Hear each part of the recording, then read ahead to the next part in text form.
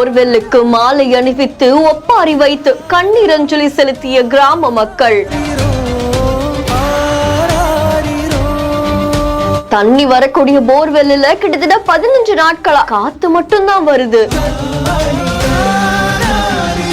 1000க்கும் மேற்பட்ட குடும்பங்கள் இருக்கக்கூடிய கிராமத்துக்கு இப்படி ஒரு நிலைமையா என அதிருப்தியில் பொதுமக்கள்.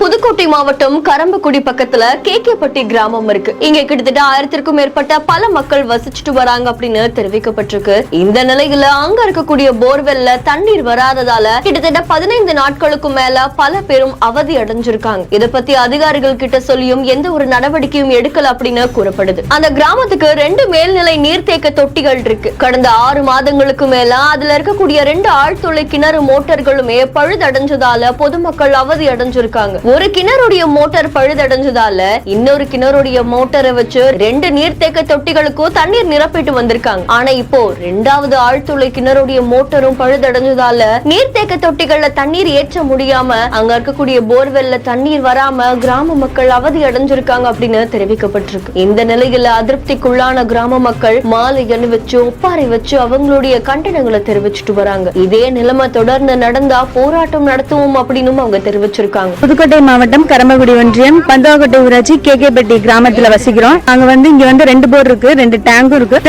இத்தனை வருஷமா 2 போர்லயும் 2 டேங்க்லயும் தான் தண்ணி வந்துச்சு. ஒரு போர் கேட்டு 1 வருஷம் ஆச்சு.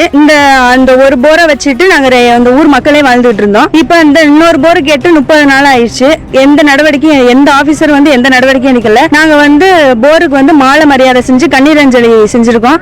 இதுக்கு மாவட்ட ஆட்சியர் மற்ற பொறுப்பாளர்கள்லாம் இதுக்கு முடிவு சொல்லணும். ஏன்னா ரொம்ப கஷ்டப்படுறோம்.